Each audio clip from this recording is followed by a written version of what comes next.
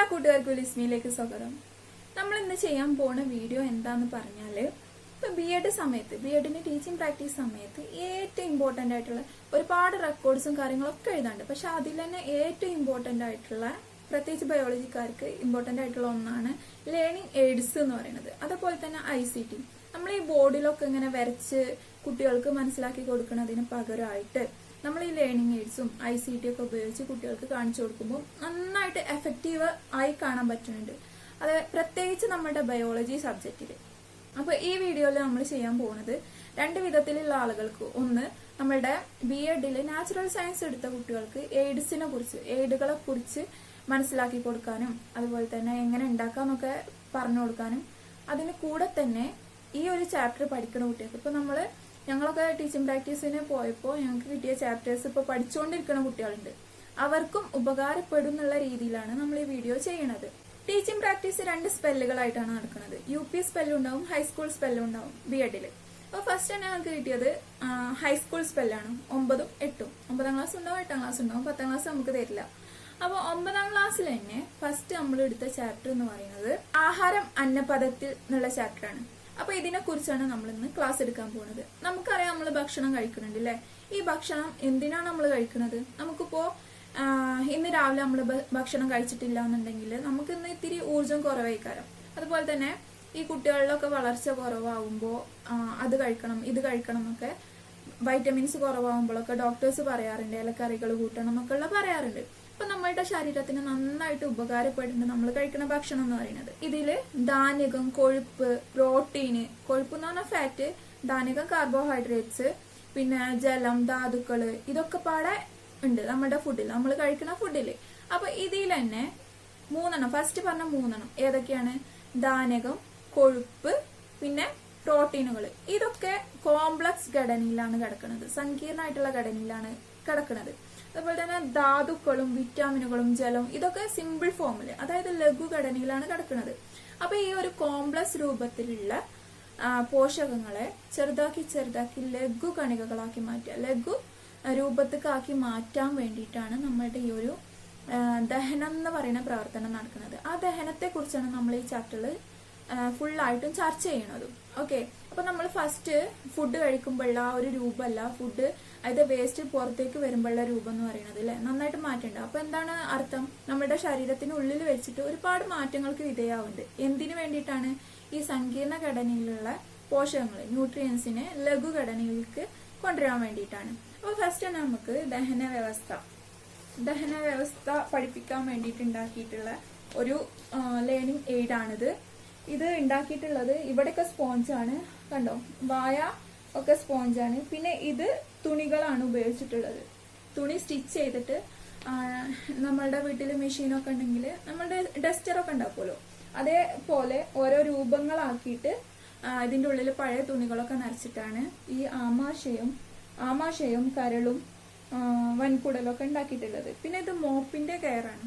പഴയ മോപ്പൊക്കെ ഉണ്ടെങ്കിൽ അതിൽ നിന്ന് എടുത്ത കയറാണ് ഈ ഒരു ചെറുകുടല് കാണുന്നത്. അപ്പൊ ഫസ്റ്റ് നമുക്ക് ഇതിന്റെ ഘടനയാണ് പഠിക്കാനുള്ളത്. അപ്പൊ എന്തൊക്കെയാണ് ഘടന എന്ന് പറയുന്നത്? നമുക്ക് വായൊക്കെ നമ്മൾ പുറത്തുനിന്ന് തന്നെ നോക്കിയാൽ കാണുന്നതാണ്, ബാക്കിയൊക്കെ അകത്താണ് അല്ലെ. അപ്പൊ ഫസ്റ്റ് തന്നെ വരുന്നത് വായ എന്നുള്ള ഭാഗമാണ് അല്ലെ. നമ്മൾ ബയോളജിയിൽ എപ്പോഴും റൈറ്റ് സൈഡിലേക്കാണ് ലേബൽ ചെയ്യേണ്ടതായിട്ടുള്ളത്. അപ്പോ വായ, പിന്നെ വരുന്നത് അന്നനാളം, പിന്നീട് ആമാശയം, പിന്നെ ഇവിടെ കരളുണ്ട്. അത് ദഹനാവസ്ഥയിൽ ഡയറക്റ്റ് അല്ലാത്തതുകൊണ്ട് അടയാളപ്പെടുത്തിയിട്ടില്ല. ആമാശയുണ്ട്. ആമാശയത്തിൽ നിന്ന് നേരെ പോണത് ചെറുകുടലിലേക്കാണ്. ഈ മോപ്പോണ്ട് ഉണ്ടാക്കിയിട്ടുള്ള ഭാഗമാണ് ചെറുകുടലിൽ പോയിട്ട് ഫുൾ അബ്സോർപ്ഷൻ, ആഗിരണമൊക്കെ കഴിഞ്ഞിട്ടാണ് പിന്നെ വൻകുടലില് പോണത്. ഇത് എന്താണെന്നറിയില്ലേ, നമ്മളെ അപ്പൻഡിക്സ്. അപ്പോ വൻകുടലിലൂടെ പോയിട്ട് മലാശയത്തിൽ സ്റ്റോർ ചെയ്ത് വെക്കും, പിന്നെ സമയമാകുമ്പോൾ മലദ്വാരം വഴി വിസർജിക്കും. ഇതാണ് നമ്മുടെ ദഹന വ്യവസ്ഥയുടെ രൂപം എന്ന് പറയുന്നത്.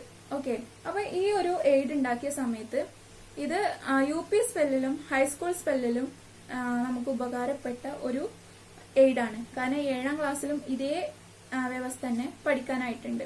അപ്പൊ ഇതിൽ ഇനി നമുക്ക് ഓരോന്നായിട്ട് പഠിക്കാം. ഇത് ഫസ്റ്റ് പഠിക്കാനുള്ളതാണ് വായ എന്ന് പറയുന്നത്.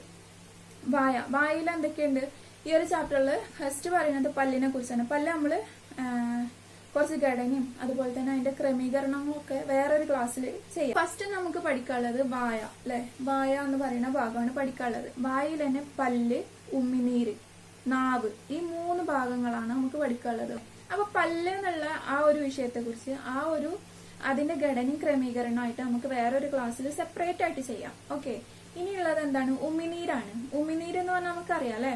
നമ്മൾ കുറച്ചേരം ഇങ്ങനെ വായ തുറന്ന് ഇങ്ങനെ വെച്ചാല് ഉമിനീര് ഇങ്ങനെ വന്ന് അടിയണത് കാണും അല്ലെ. അതുപോലെ തന്നെ പുളി, അങ്ങനെയുള്ള നമുക്ക് ഇഷ്ടമുള്ള ഏതെങ്കിലും ഒരു ഫുഡിനെ കുറിച്ചൊക്കെ ഓർക്കുമ്പോഴൊക്കെ വായിൽ ഇങ്ങനെ ഉമിനീര് നിറയും അല്ലെ. ആ ഉമിനീരിൽ എന്തൊക്കെ ഉണ്ട് എന്നുള്ളതാണ് അടുത്തതായിട്ട് ഈ ഒരു ചാപ്റ്ററിൽ നമുക്ക് പറഞ്ഞു തരുന്നത്. അപ്പൊ ഉമിനീരിൽ എന്തൊക്കെയുണ്ട്? നമ്മൾ പണ്ടത്തെ ആളുകളൊക്കെ കണ്ടിട്ടുണ്ട്, നമ്മളുടെ കൈയൊക്കെ പൊള്ളിയാല് നമ്മളുടെ മമ്മ ഇപ്പൊ ആരെങ്കിലും ഒക്കെ വീട്ടിലുണ്ടെങ്കിൽ അവരെന്ത് ചെയ്യും? കുറച്ച് ഉമിനീര് എടുത്തിട്ട് നമ്മളുടെ കയ്യിലാക്കി തരും. അതിനെന്താ കാരണം? അപ്പൊ അതില് എന്തോ ഒരു അണുനാശിനി ഉണ്ട് അല്ലെ. അപ്പൊ അതിന്റെ പേരാണ് ലൈസോസൈം എന്ന് പറയുന്നത്. Okay, lysozyme. പിന്നുള്ളത് സലൈവറി അമിലേസ് എന്നാണ്. ഈ അമിലേസ് എന്ന് കേട്ടാല് എന്താണ് നമ്മൾ ഓർക്കേണ്ടത്? അന്നജമായിട്ട് ബന്ധപ്പെട്ടതാണ്. ദാനകം നമ്മൾ പഠിച്ചല്ലോ, അതിന്റെ ഒരു രൂപമാണ് അന്നജം എന്ന് പറയുന്നത്. ഈ അന്നജത്തെ വിഘടിപ്പിക്കാനുള്ളതാണ്. ഇതിൽ നമ്മൾ ഇനിയും പാങ്ക്രിയാസിലൊക്കെ പഠിക്കുന്നുണ്ട് അമിലേസ് എന്ന് പറഞ്ഞിട്ട്. സലൈവറി അമിലേസ് എന്ന് പറഞ്ഞാല് സലൈവ മീൻസ് ഉമിനീര്. സലൈവറി അമിലേസ് എന്ന് പറഞ്ഞാല് ഉമിനീരിലുള്ള അമിലേസ്, അതായത് അന്നജത്തെ ഭാഗികമായിട്ട് ദഹിപ്പിക്കാനുള്ളതാണ് ഈ ഒരു സലൈവറി അമിലേസ് എന്ന് പറയുന്നത്. പിന്നുള്ളത് ശ്ലേഷ്മാണ്. ശ്ലേഷ്മ നമുക്കറിയാം, നമ്മുടെ ഫുഡിനെ ഒരു വഴുവഴുപ്പുള്ളതാക്കി മാറ്റാനാണ് ശ്ലേഷ്മ ഉള്ളത്. അങ്ങനെ ഒരു വഴുവഴുപ്പുള്ള രൂപത്തിലേക്ക് ആക്കിയാലേ ഈ ഒരു ഫുഡ് നമ്മളുടെ അന്നനാളത്തിൽ കൂടി പെട്ടെന്ന് അങ്ങോട്ട് ഇറങ്ങി പോകുള്ളൂ. അതിനു വേണ്ടിയിട്ടാണ് ശ്ലേഷ്മ ഇവിടെ ഉള്ളത്. പിന്നീട് ഞാൻ നേരത്തെ പറഞ്ഞ ഒരു കാര്യമാണ് നമ്മളുടെ ധാന്യകം, കൊഴുപ്പ്, പ്രോട്ടീൻ അല്ലെ. ഈ 3 നമുക്ക് ഈ ദഹനത്തിലൂടെ എന്താക്കി മാറ്റാനുള്ളത്? ലഘുഘടനയ്ക്കാക്കി മാറ്റാനുള്ളത്. അപ്പൊ ഈ കാർബോഹൈഡ്രേറ്റിനെ ഗ്ലൂക്കോസ്, ഫ്രക്ടോസ്, ഗാലക്ടോസ് ഇങ്ങനെയുള്ള ഏറ്റവും ചെറിയ കണികകളാക്കണം നമുക്ക്. ആ കണികകളാക്കിയിട്ടാണ് ലാസ്റ്റ് ഈ ഡൈജഷൻ ദഹനം ഫുള്ള് കഴിയുമ്പോഴേക്ക് ഈ അന്നജം എന്തായി മാറണം, അല്ലെങ്കിൽ ധാന്യം എന്തായി മാറണം? ഗ്ലൂക്കോസ്, ഫ്രക്ടോസ്, ഗാലക്ടോസ് ആയി മാറേണ്ടതായിട്ടുണ്ട്. അതേപോലെ തന്നെ കൊഴുപ്പിനെ നമുക്ക് എന്താക്കി മാറ്റണം? ലഘുഘടനയ്ക്കാക്കണം. എങ്ങനെ? ഫാറ്റി ആസിഡും ഗ്ലിസറോള് ഈ ഒരു രൂപത്തിലേക്കാക്കിയാലേ അതിന്റെ ഏറ്റവും ചെറിയ ഫോമുക്ക് ആക്കിയെന്ന് പറയാൻ പറ്റുള്ളൂ. ഓക്കെ. അപ്പൊ ഈ ദഹനം കഴിയുമ്പോത്തിന് നമ്മുടെ ഫുഡിലുള്ള കൊഴുപ്പ്, നമ്മളെ നെയ്യ് കഴിക്കുമ്പോഴൊക്കെ ഉണ്ടാകുന്ന കൊഴുപ്പ് ലാസ്റ്റ് എന്ത് ചെയ്യണം? ഈ ഒരു ഫാറ്റി ആസിഡും ഗ്ലിസറോളും ആയിട്ട് മാറണം. പിന്നെയുള്ള ഒന്നുകൂടി പ്രോട്ടീനുകൾ എന്തായി മാറണം? അമിനോ ആസിഡുകളായിട്ട് ലാസ്റ്റ് ബൈ പ്രോഡക്റ്റ് ആയിട്ട് കിട്ടണം. ലാസ്റ്റ് ദഹനത്തിന്റെ ലാസ്റ്റ് അമിനോ ആസിഡുകൾ കിട്ടണം. അതിന് വേണ്ടിയിട്ടാണ് ഈ ദഹനം നടക്കുന്നത് എന്ന് പറഞ്ഞു അല്ലെ. ഇനിയിപ്പോ നമ്മള് ഉമിനീരിനെ കുറിച്ച് പറഞ്ഞു. ഇനിയുള്ളത് നാക്കാണ്. നമ്മുടെ വായിൽ എന്തിനാണ് നാക്ക്? നാക്കിന്റെ ധർമ്മം എന്താണ്? ഒന്ന് നമുക്കറിയാം. അൾട്ടിമേറ്റ് ലക്ഷ്യം എന്ന് പറയുന്നത് എന്താണ് നാക്കിൻ്റെത്? രുചി അറിയാം. അതുപോലെ തന്നെ നമ്മളുടെ ഫുഡ് നമ്മൾ ഇവിടെ വെച്ചു കൊടുക്കണുള്ളൂ, ബാക്കി എല്ലാ ഭാഗത്തേക്കും എത്തിക്കുന്നത് ആരാണ്? നാക്കാണ് അല്ലെ. അപ്പൊ പല്ല്, നാക്ക്, ഉമിനീര് ഈ 3 കാര്യമാണ് നമ്മളുടെ വായുമായിട്ട് ബന്ധപ്പെട്ടിട്ട് നമുക്ക് പഠിക്കാനുള്ളത് ഈ ചാപ്റ്ററിൽ.